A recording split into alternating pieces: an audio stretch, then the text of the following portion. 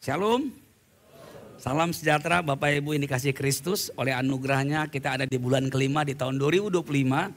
Saya percaya sepanjang tahun ini Tuhan sudah bekerja, menyertai, memberkati, memimpin hidup kita saudaraku.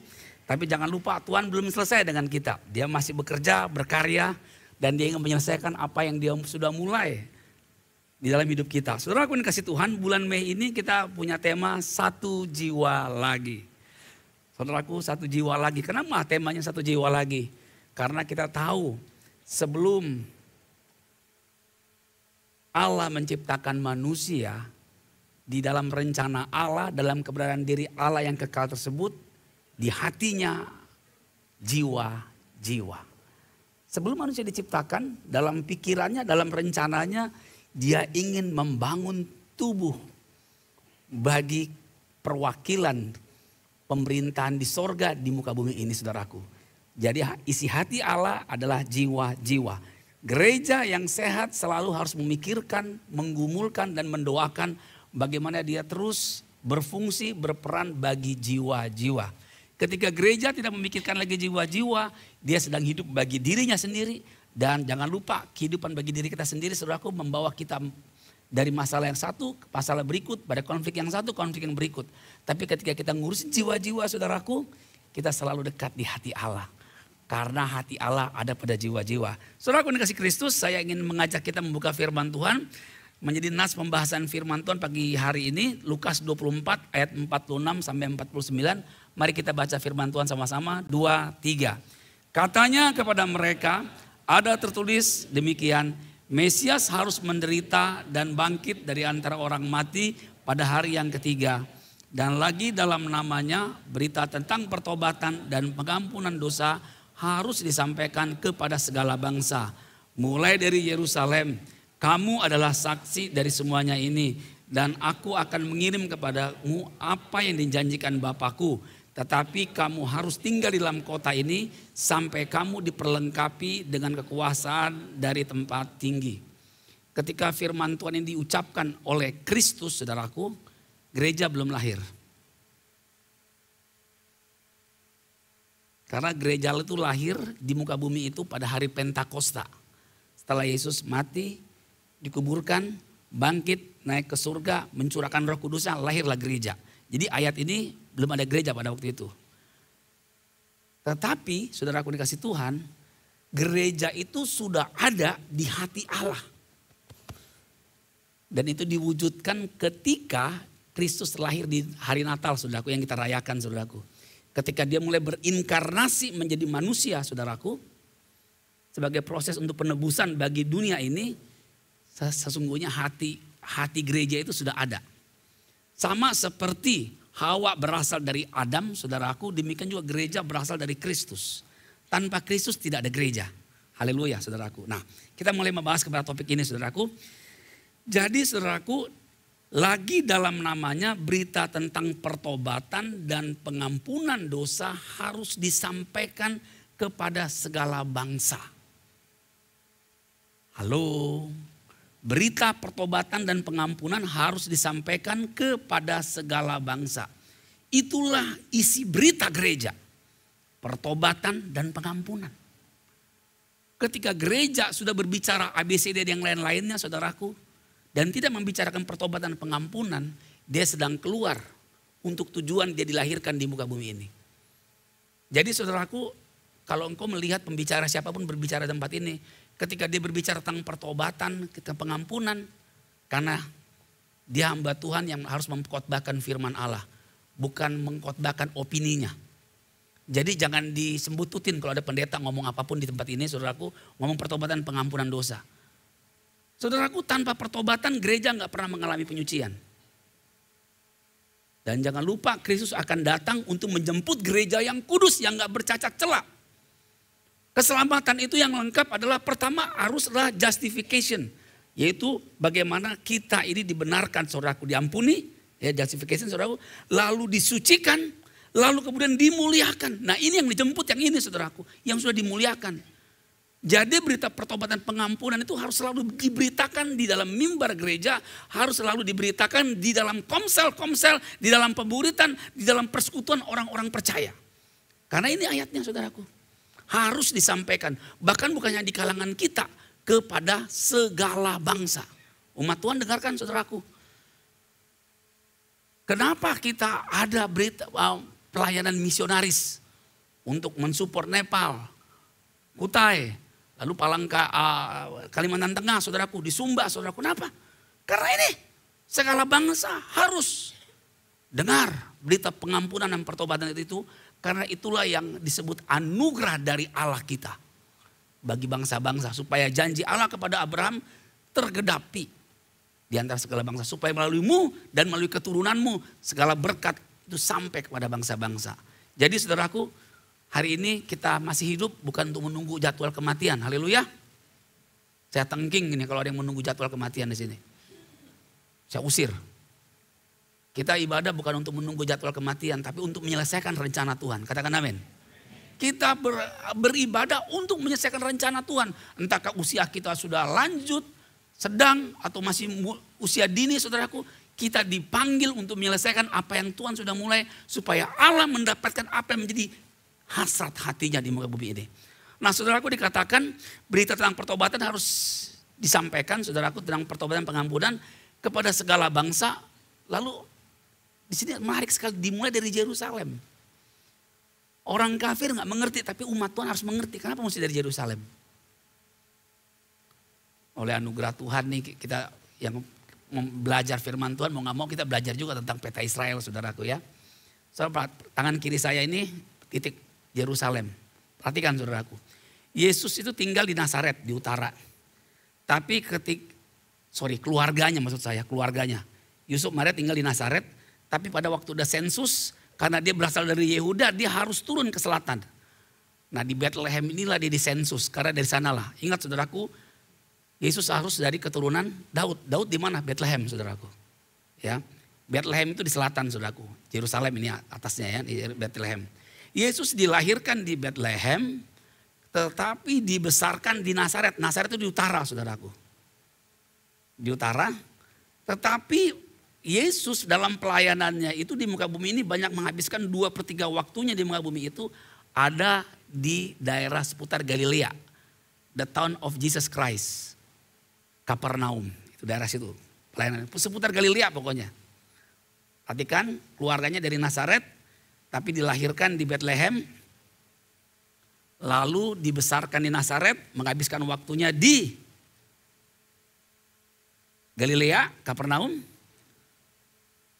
Nah saya baru kembali ke Yerusalem. Ingat tangan kiri saya Yerusalem tadi kan. Dia mati di Yerusalem. Dia bangkit di Yerusalem. Dia naik ke surga itu dari Betania, saudaraku, dari dekat Yerusalem, saudaraku. Lalu dia mencurahkan Roh Kudus itu di loteng Yerusalem, masih ingat. Tapi orang-orang kafir gak ngerti tentang Yerusalem. Tanah yang kecil itu direbutin penguasa-penguasa dunia. Dari Nebukadnezar, dari Alexander the Great, Julius Caesar, saudaraku. Penguasa-penguasa dunia selalu ingin. Khilafah juga belum merebut itu saudaraku. Sekian ratus tahun saudaraku. Terus sudah ngerti? Yang mau dimaksudkan oleh firman Tuhan ini. Beritakanlah pertobatan dan pengampunan itu dari Yerusalem. Itu maksudnya dari mana? Dari dasar Yesus Kristus yang telah mati dan telah bangkit dan mencurahkan rohnya. Itu maksudnya saudaraku. Kita boleh menafsirkan dari Yerusalem itu adalah keluarga saya dan sebagainya, oke-oke saja. Tapi kalau kita melihat teks saudaraku jangan lupa. Berita pengampunan itu selalu berpusatkan Kristus yang sudah mati, yang sudah bangkit, yang memberikan hidupnya bagi gerejanya, bagi dunia yang dia transformasi saudaraku. Jadi saudaraku kasih Tuhan jangan pernah berhenti memberitakan tentang pertobatan dan pengampunan dosa. Karena itulah yang harus disampaikan. Kalau gereja sudah tidak memberitakan firman lagi tentang pertobatan pengampunan kepada segala bangsa, dia sedang menyiapkan kuburan masa depannya. Tapi bukan itu nasib gereja. Karena nasib gereja, Yesus berkata begini, aku akan mendirikan gerejaku di mana pintu alam maut tidak mampu menahannya. Nah saudaraku, jadi kita sudah melihat di sini. Ketika Allah memberi perintah, jangan lupa. Dia juga memberikan janji. Dan aku akan mengirim kepadamu apa yang dijanjikan Bapakku. Haleluya. Tuhan itu baik. Dia Bapa kita, gembala jiwa kita. Dia beri perintah, tapi Dia yang bekerja di dalam kita. Kalau kita ingat ketika Allah menciptakan Adam dan Hawa. Adam, Hawa, rojo hotuson. Datang dulu ke sini. Beranak cuculah, bertambah banyaklah, penuhilah bumi, taklukkanlah. Diberkati dulu kan. Adam diberkati dulu, baru dikasih tugas. Diberkati untuk menjadi berkat. Gereja Tuhan ditebus, diurapi, diberkati untuk melaksanakan tugas. Tugasnya Tuhan, bukan tugas kita. Tugas Tuhan. Saudara antusias untuk meresponi tugas Tuhan? Saudaraku, ketika kita mengerjakan tugas Tuhan, kita dekat sama si owner, pemilik tugas itu. Haleluya. Tapi orang yang tidak mau mengerjakan pekerjaan Tuhan, dia jauh dari owner, dari sang pemilik. Makanya melayani Tuhan itu sebuah panggilan yang mulia, bukan perbudakan. Setan suka melemahkan kita dengan ngapain sih kita melayani Tuhan dan sebagainya. Saudaraku, ada dasar firman Tuhannya saudaraku. Dan Kristus telah mati untuk semua orang supaya mereka yang hidup tidak lagi hidup untuk dirinya sendiri, tetapi untuk Dia yang telah mati dan telah dibangkitkan untuk mereka. 2 Korintus 5:15. Jelas? Kenapa kita mesti melayani? Semua orang yang duduk di ruangan ini harus melayani Tuhan. Ketika kita tidak melayani Tuhan, kita melayani ego kita. Amin. Jangan ragu-ragu. Percaya. Ketika kita tidak melayani Tuhan, kita sedang melayani ego kita. Kita sedang melayani diri kita sendiri. Ketika kita melayani diri kita sendiri, sebenarnya kita tanpa Tuhan, saudara. Dia Tuhan, dia Raja. Dia layak mendapatkan. Kalau dia menyebut dia Tuhan, kita layak menyembah dia. Haleluya. Jangan cuma sebut Tuhan, Tuhan. Makanya Matius 7:21, bukan orang yang berseru Tuhan, Tuhan yang masuk dalam kerajaan surga. Tapi dia melakukan kehendak Bapakku. Kalau kita menyebut dia Tuhan, dia layak mendapat penyembahan, penyerahan hidup kita. Udah mesti. Bukan cuma sebutan-sebutan doang, karena dia hidup. Nah karena itu saudara aku dikasih Tuhan, Allah mengirim kepada kita janjinya, yaitu pribadi yang sangat penting supaya kita berhasil satu jiwa lagi. Masih ingat saudaraku ketika perumpamaan pokok anggur? Tinggallah di dalam aku dan firmanku dalam, karena kamu akan berbuah. Dan semakin kita berbuah, Bapa semakin dipermuliakan. Allah ingin hidup kita berbuah. Tuhan tidak mencari pohon, Tuhan mencari buah. Masih ingat ketika perumpamaan pohon ara dicari, buahnya nggak ada. Kutuk, mati. Tuhan sedang ingin berbicara kepada kita. Pertumbuhan adalah awalnya. Tapi jangan berhenti pada pertumbuhan. Tuhan ingin kita menghasilkan buah. Semua orang di sini pasti akan menghasilkan buah. Karena benihmu adalah benih Kristus. Kau pasti berbuah. Yesus pokok kita caranya, tinggallah di dalamnya, oh tinggallah di dalamnya, oh tinggallah di dalamnya. Jika kau berbuah, pasti kau berbuah. Karena benih itu hidup. Benih itu adalah Roh Kudus itu yang tinggal dalam diri kita. Pasti berbuah, pasti satu jiwa lagi. Saya sedang menyampaikan kebenaran saudaraku, karena jauh di benak pikiran kita orang-orang Kristen, apa bisa? Mana boi katanya kan, ada apa bisa? Enggak bisa, karena benih yang di dalam diri kita itu adalah benih kehidupan dan memberikan kehidupan juga. Nah saudaraku, kita sudah lihat kita dipanggil untuk menghasilkan buah, tetapi saudaraku kita nggak berbuah dengan kekuatan kita. Kita cukup hidup di dalam Kristus. Saudara pernah lihat ada pohon jeruk yang memaksa dirinya berbuah? Ada pohon jeruk, pohon alpukat, belum kelapa. Dia maksa gitu, wah pengen buah nih. Ada saudaraku. Hanya cukup dia tertanam, dia hidup, dia berbuah. Kekristenan pun demikian. Gak usah ngoyo saudaraku, karena ini karya dia di dalam diri kita. Masalahnya kita tinggal di dalam dia enggak? Firmannya di dalam kita enggak? Kalau firmannya tinggal di dalam kita tinggal di dalam dia. Oh pasti bertumbuh dan berbuah. Saudaraku ini kasih Tuhan. Tidak cukup itu saudaraku. Kisah Rasul 1 ayat 8 katakan demikian. Tetapi kamu akan menerima kuasa kalau Roh Kudus turun ke atas kamu dan kamu akan menjadi saksiku di Yerusalem dan di seluruh Yudea dan Samaria dan sampai ke ujung bumi. Saudaraku, khotbah ini mungkin tidak membuat saudara jadi damai dan jadi senang saudaraku. Karena khotbah ini tidak menjawab kesukaan saudara. Karena saya sedang berbicara tentang Dia. Kalau saya berbicara tentang kesukaanmu, blessing, berkat, janji terus, enggak.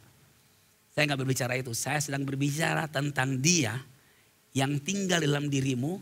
Tapi kalau kita peka meresponinya, hidupmu bahagia, hidupmu bertumbuh, hidupmu berbuah dan engkau berkemenangan. Karena gereja itu yang Tuhan mau bangun, bukan gereja asal gereja, bukan gereja-gerejaan. Yesus berkata, aku akan mendirikan gerejaku di mana pintu alam maut tidak mampu menahannya. Karena kuasanya itu saudaraku. Mewakili kehadirannya dalam gereja. Dan sudah dibuktikan gereja pernah ingin dilenyapkan. Zaman Smyrna 5 juta orang mati saudaraku. Orang Kristen dibunuhin saudaraku. Apakah Kristen mati sampai sekarang? Hidup, berkembang. Saudaraku yang kasih Tuhan. Jadi kita melihat di sini. Bagian kita fokus kepada Kristus, pandang Dia, hidupi Dia, alami Dia. Dan kau akan melihat bahwa kita akan menyelesaikan apa yang Dia sudah mulai. Karena itu Allah tertarik untuk mencurahkan rohnya. Supaya lewat kehadiran rohnya dia boleh menyalurkan kuasanya. Bukan kuasaku, bukan kepintaranku, bukan pengalamanku, bukan sumber-sumberku. Hanya Dia. Dan dimulai dari Yerusalem. Ingat, begitu ingat Yerusalem, ingat apa saudaraku? Kristus yang sudah mati, Kristus yang sudah bangkit. Dia mencurahkan rohnya saudaraku. Dan dialah kehidupan gereja di akhir zaman. Saudaraku dikasih Tuhan, karena itu kamu akan menerima kuasa. Semua orang di ruangan ini menerima kuasa dari Bapa kita. Kalau Roh Kudus turun ke atas kita. Nah saudaraku, kita melihat sekarang tema kita hari ini adalah empower to be His witnesses. Saudaraku dikasih Tuhan, kita diperlengkapi oleh Allah untuk menjadi saksinya. Diperlengkapi dengan otoritas dan kuasa Allah untuk menjadi saksinya, bukan untuk bahasa lidah.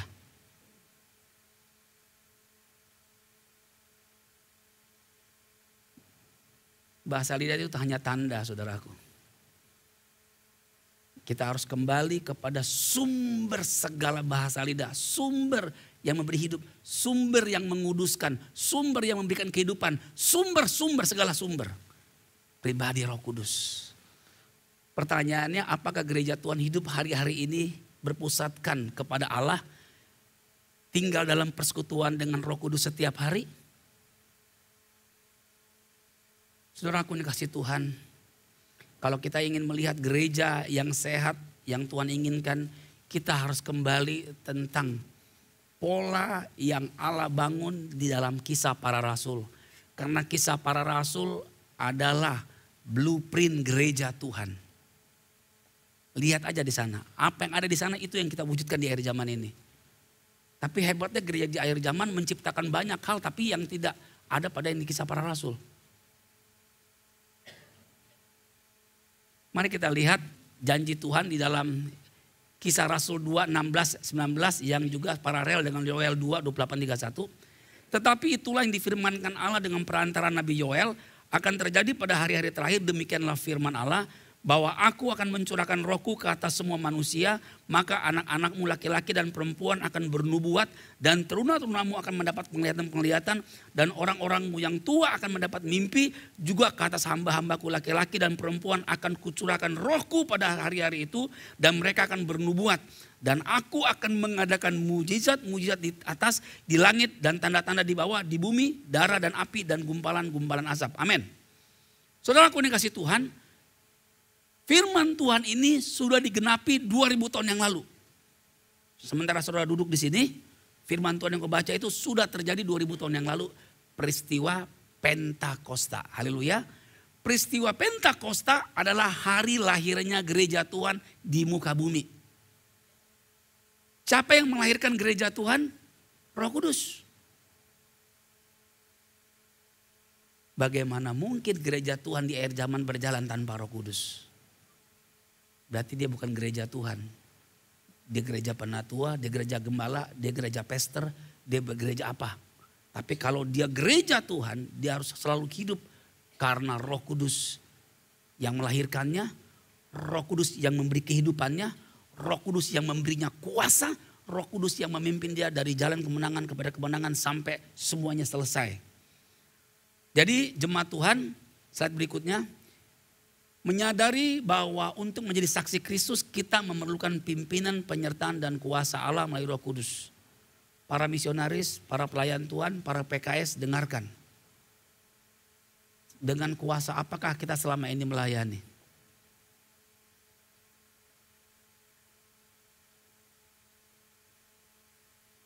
Kalau kita melayani dengan kuasa Roh Kudus, buahnya pasti kebangunan rohani.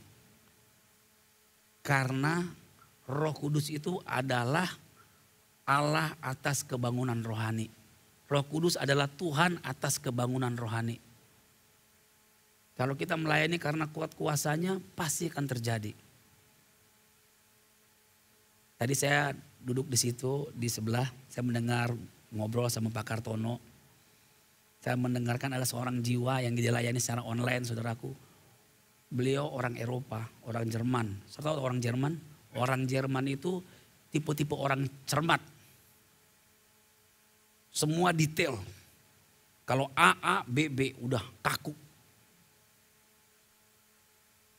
Entah bagaimana dia dijamah Tuhan, saudaraku. Karena dia sebenarnya orangnya baik. Cuman memang bawaannya bawaan orang cermat. Tahu bawaan cermat.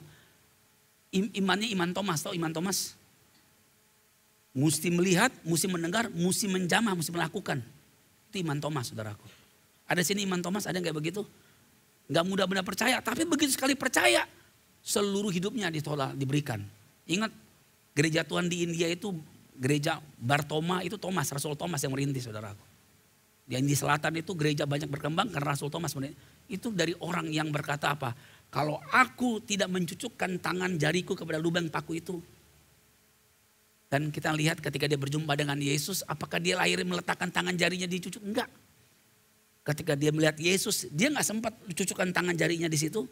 Dia langsung berlutut, ya Tuhanku, ya Allahku.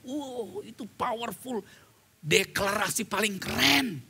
Mengakui kedaulatan Tuhan, ya Tuhanku, ya Allahku. Dan Rasul Thomas pergi memberitakan Injil, saudaraku, melintasi Persia, Afghanistan, ke India, dan akhirnya dia mati di sana.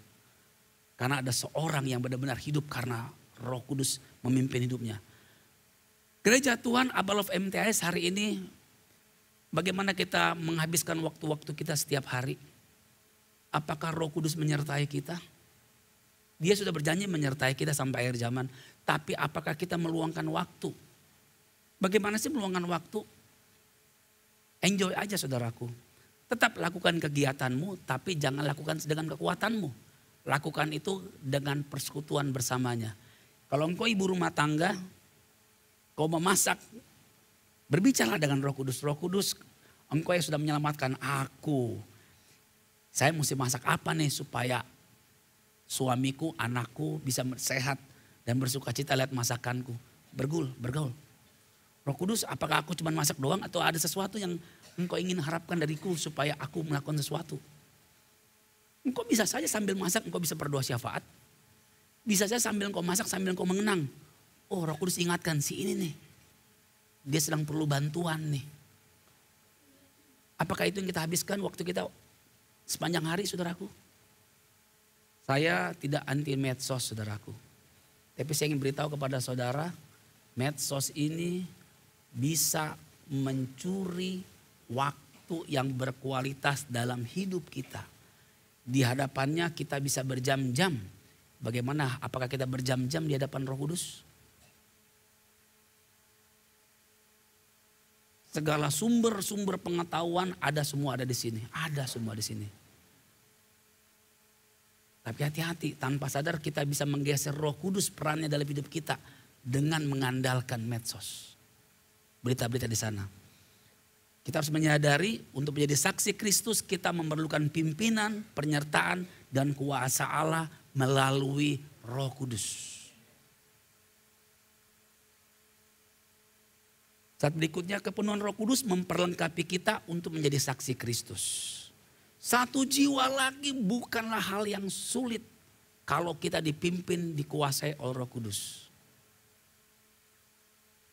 Bayangan jemaat Tuhan kalau penuh Roh Kudus itu seperti apa sih? Kita ngomong-ngomong penuh Roh Kudus, apa sih arti penuh Roh Kudus?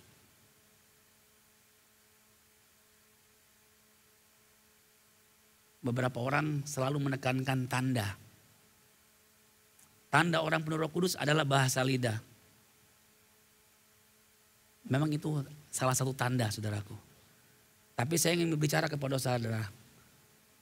Tujuan Allah memenuhi engkau menjadi Roh Kudus, itu tujuan harus lebih utama daripada tanda-tanda.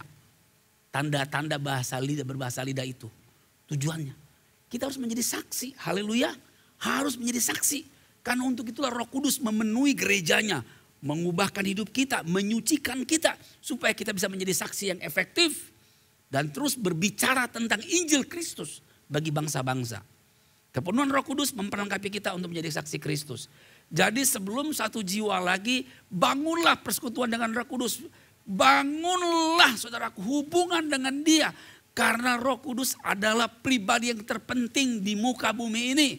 Dialah yang melahirkan gereja Tuhan di muka bumi. Dia juga yang melahirkan diri kita dalam kelahiran baru. Dia juga yang mengilhamkan firman Tuhan. Sehingga firman Tuhan yang kita baca itu hidup. Mengkoreksi kita, membaharui kita, menyemangati kita. Dia. Jadi sangat penting sekali mengenal hidup bersekutu dengan Roh Kudus. Nanti kita ngeliat ayatnya saudaraku ya. Nah kalau kita baca, saya mau ngambil 6 ayat saja saudaraku. Ini ratusan ayat. Nanti kita pulangnya sore saudaraku. Saya pilih 6 saja ya. Mari saya baca cepat aja. Kisah Rasul 5 ayat 3. Tetapi Petrus berkata, Ananias, mengapa hatimu dikuasai iblis sehingga engkau mendustai Roh Kudus dan menahan sebagian dari hasil penjualan tanah itu? Perhatikan, ada Roh Kudus itu. Ayat 9 kata Petrus, mengapa kamu berdua bersepakat untuk mencobai roh Tuhan? Lihatlah orang-orang yang baru menguburkan suamimu berdiri di depan pintu dan mereka akan mengusung engkau juga keluar. Ini hari-hari setelah pencurahan Roh Kudus, kisah para rasul, para murid-murid hidup dipimpin oleh Roh Kudus, kayak begini kuasanya saudaraku. Ya. Kisahnya Ananias Safira itu menyumbang. Dia jual tanahnya, dia sumbang. Nyumbang kepada pekerjaan Tuhan mati. Haleluya. Ada haleluya enggak saudaraku? Kok nyumbang malah mati? Masalahnya saudaraku, dia mendustai roh Tuhan. Dia misalnya gini, jumlahnya 100, dia ngakunya 80. Gitu saudaraku. Ya memang gak ditulis 100 sama 80, ini ilustrasi saya aja coba untuk menganalogikan. Dia tidak menyatakan utuh yang seharusnya. Karena ada Roh Kudus saudaraku. Roh Kudus menyucikan gerejanya.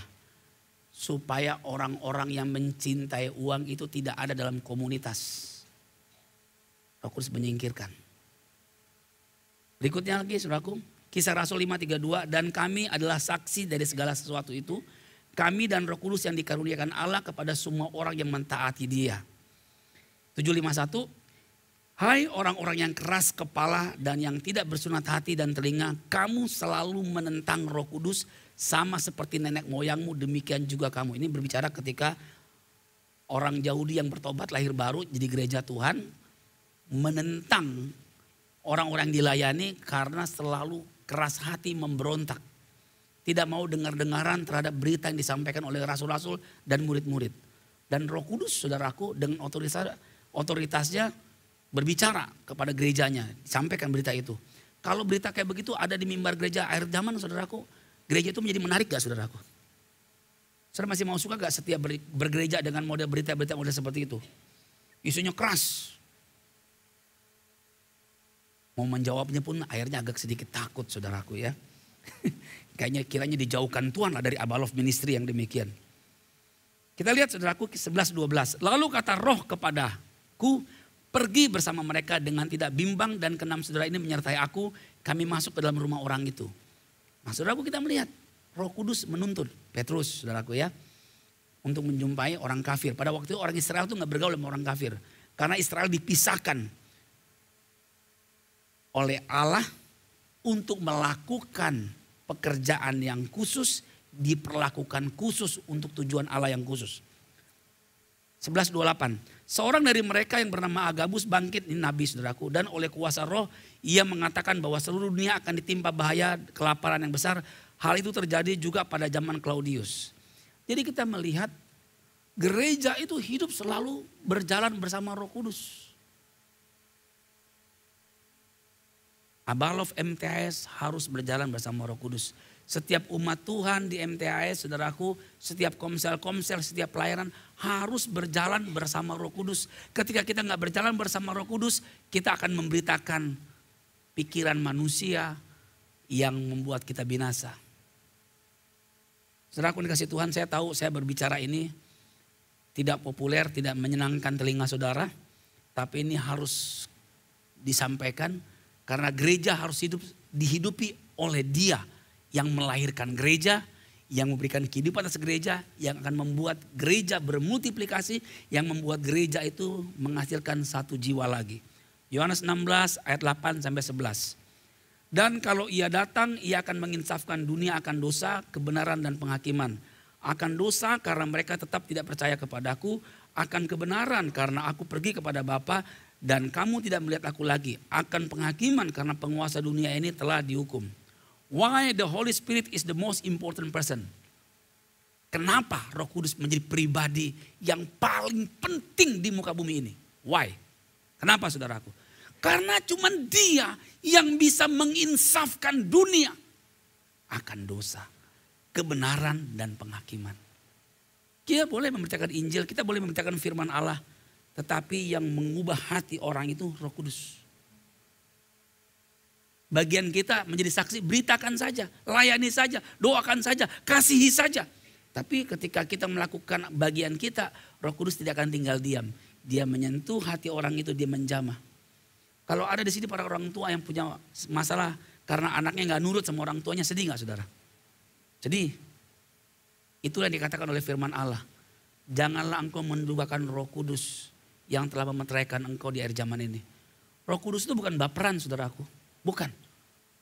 Roh Kudus itu Bapa utus ke dalam dunia ini untuk mengingatkan kita akan Kristus. Untuk mengingatkan kita akan firman Kristus. Dia menjadi sedih ketika ada anak Tuhan yang sudah terima kebenaran, telah mengalami tanda-tanda penyertaannya, berkat-berkatnya, tapi memilih hidup bagi dirinya sendiri, tidak hidup bagi Allah. Tidak mau menyangkal dirinya untuk mempercayakan hidupnya kepada Allah. Roh Kudus berduka. Kepenuhan Roh Kudus itu saudaraku adalah bagaimana kita dengan sukarela pikiran perasaan kemauan kita taklukkan di bawah pikiran Kristus. Supaya Kristus menjadi penguasa tunggal hidup kita. Itulah kepenuhan Roh Kudus. Kepenuhan Roh Kudus itu bukan hiralama shikaralabalaba, bukan itu. Kepenuhan Roh Kudus adalah ketika kita dengan sukarela, dengan pikiran perasaan kita merendahkan diri kita. Kita sangkali diri kita. Ingat Yesus ketika di Getsemani. Jika sekiranya boleh cawan ini lalu. Namun jangan kehendakku, kehendakmu jadilah. Itu saudaraku. Yesus telah menunjukkan kepada kita bagaimana dia menaklukkan dirinya. Untuk tunduk di bawah kehendak Bapa. Untuk tujuannya Bapa saudaraku. Jadi kenapa Roh Kudus teramat penting untuk kita kenali, untuk kita boleh bersekutu dengannya, berjalan bersamanya dan menghidupi diri kita. Karena Dia yang akan menginsafkan satu jiwa lagi, itu Dia.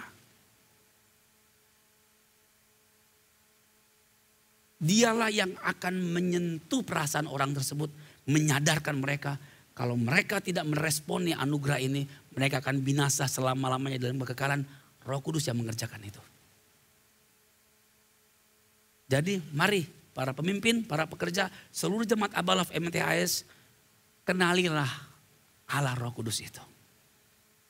Saudaraku yang kasih Tuhan, Roh Kudus itu yang melahirkan gereja, yang melahirkan baru kita saudaraku, yang mengilhamkan firman Tuhan itu, yang juga menghubungkan apa yang sudah selesai 2000 tahun yang lalu ketika Yesus mati di kayu salib.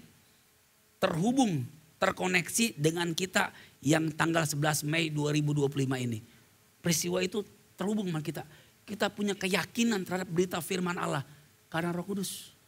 Bukan karena kemampuan daya ingat akali kita, bukan. Bukan. Roh Kudus menghidupkan firman-Nya itu sehingga kita percaya apa yang gak kita lihat 2000 tahun yang lalu karena kita belum lahir, saudaraku. Itu Roh Kudus karyanya. Bagaimana bisa gereja tidak hidup tanpa Roh Kudus? Enggak, bukan gereja. Gereja yang normal, bukan gereja yang pemenang, bukan gereja yang hebat, saudaraku. Gereja yang normal saja harus hidup karena dihidupi oleh Roh Kudus. Yang percaya katakan amin. Jadi saudaraku, kalau ia datang, ia akan menginsafkan dunia akan dosa, kebenaran dan penghakiman. Siapa kebenaran itu? Kristus. Makanya ketika Roh Kudus datang ke muka bumi ini, dia selalu mengingatkan firman Kristus. Dia selalu menyatakan Kristus. Sama seperti Kristus hadir di muka bumi ini, dia menyatakan Bapa, dia memperkenalkan Bapa. Sebab aku harus menyelesaikan pekerjaan Bapa, kata Yesus ketika di muka bumi ini. Father business pekerjaan Bapa. Yesus datang untuk menyatakan Bapa, Roh Kudus datang untuk menyatakan Yesus, firman Yesus dan semua janji Kristus. Nah, kita nih di zaman bagaimana Roh Kudus hidup. Jadi apa yang Yesus sudah kerjakan di kayu salib lewat penebusannya dilanjutkan oleh Roh Kudus yang sedang menyucikan gerejanya. Ayo, kita masih menyimpan kesalahan PKS kita enggak di sini? Ada yang masih gosipin PKS-nya loh. Ada ada tuh gosipin tuh. Ayo, nah Roh Kudus akan menyucikan tuh, membereskan. Ada yang masih menyimpan kesalahan pasangannya. Kesalahan pasangannya 20 tahun masih diingat. 20 tahun. 20 tahun saudaraku masih diingat. Izinkan Roh Kudus menyembuhkan kita. Menyucikan kita. Karena untuk itulah dia diutus. Menginsafkan dunia. Tidak hanya dunia termasuk gerejanya. Karena kita masih tinggal dalam dunia ini. Sampai akhirnya ketika dia menyucikan kita. Akhirnya kita dimuliakan. Kita tidak pernah akan serupa dengan Kristus tanpa karya Roh Kudus. Yang mengingatkan firman Kristus. Kita tidak akan mungkin serupa dengan Kristus. Kita tidak mungkin menjadi tubuh Kristus yang tak bercacat celah itu tanpa karya pekerjaan Roh Kudus. Karena itulah dia bekerja. Bukan bekerja di dalam kekekalan nanti. Dia bekerjanya kini. Di rumah kita, di komsel kita, di komunitas kita. Dia sedang bekerja sekarang. Makanya ketika Roh Kudus, ketika saya menyampaikan firman ini. Mungkin beberapa di antara kita mengingat, yang teringat nih. Ada kesalahan situ tuh. Nah, ingat tuh. Roh Kudus sedang ingatkan kita supaya ayo lakukan firman Kristus. Lakukan firman Kristus apa? Ampunilah orang yang bersalah. Kasihilah musuhmu, berkatilah dia. Itu kata firman Kristus. Roh Kudus ingatkan, amin. Lakukan ya. Amin. Haleluya. Roh Kudus akan mendapatkan gereja yang kudus, yang mulia ketika ada yang berkata amin. Karena ketika engkau mengatakan amin, engkau bersetuju dengan dia, engkau sepakat dengan dia. Oke. Nah saudaraku, saya akan lanjutkan lagi sebagai ayat terakhir. Kita baca 2 Korintus 3:17. 2:3. Sebab Tuhan adalah roh dan di mana ada roh Allah di situ ada kemerdekaan. Betul? Benarkah dimanapun ada kemerdekaan, di mana ada roh Allah? Benar? Betul. Firman Tuhan gak bisa salah. Kita adalah kaum evangelis, saudaraku, amin. Kaum ekumenikal, saudaraku. Kita percaya sola gratia, kita percaya firman Allah itu. Sola scriptura, sorry. Kita percaya firman Allah itu gak pernah bersalah, saudaraku. Kita percaya. Tapi benarkah? Di mana ada Tuhan, Tuhan ada roh dan di mana ada roh Allah di situ ada kemerdekaan. Ada kemerdekaan gak di panti pijat? Di tempat prostitusi ada gak kemerdekaan? Di tempat sarang narkoba ada gak kemerdekaan di situ? Di tempat meja-meja judi, judol, ada gak kemerdekaan di situ?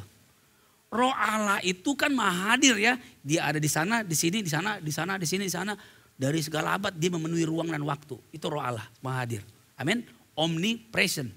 Nah, saudaraku dikasih Tuhan, bener gak ada kemerdekaan? Di tempat-tempat seperti itu. Ayat ini tidak salah, tapi kita harus memaknainya dengan pengertian begini.